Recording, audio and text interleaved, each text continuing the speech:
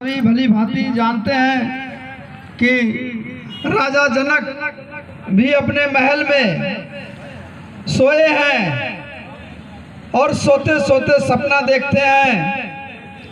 कि वो भीख मांग रहे हैं। भीख की अवस्था में गली गली जाके भीख मांग रहे हैं और भीख मांगते मांगते मांगते वो लाचारी होते होते सुबह जब उठते हैं तो राजमहल में पलंग के ऊपर साध संगत जी जब निंद्रा खुलती है तो वो देखते हैं कि जो मैं सपना देख रहा था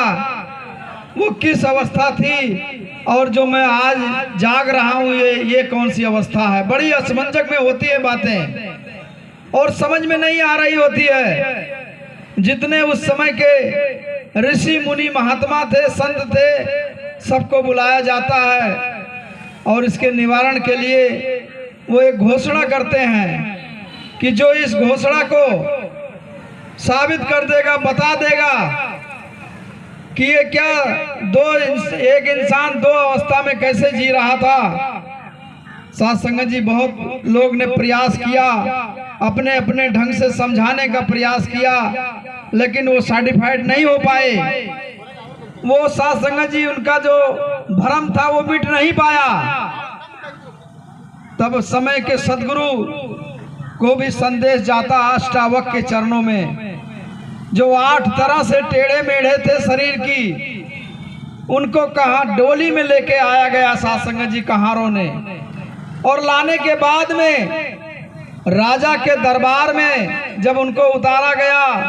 तो तमाम लोग ने हंसी उड़ा दी, उनकी मजाक उड़ा दिए कि हम लोग इतने विद्वान, इतनी विद्वता से राजा को समझाया, इतनी कुछ कहने के बाद में राजा नहीं अगर सीख पाया तो ये 8 तरह से टेढ़ा जो खुद भी नहीं चल सकता है, दूसरे के सहारे आए हैं, ये क्या राजा को साध संगत जी समझाएंगे। तो राजा ने कहा, महात्मा ने कहा कि राजन, आपने इन चमारों की बस्ती में बुला के मेरी बड़ी बेइज्जती की है। अब सब और भी खफा हो गए इस बात को सुन के कि एक तो हम बड़े बड़े विद्वान इस सभा में बैठे हैं और हमारे ऊपर ऐसी लक्षण लगा दिया गया। ये पहले राजन आपका सवाल बाद में रहेगा, पहले इसे कहो कि ये मेरे सवाल का जवाब दे, इसने क्यों ये बात रखी है। तो उन्होंने कहा कि साध संगत जी, जवाब सबको मिलेगा और सबको ऐसे ही जवाब मिला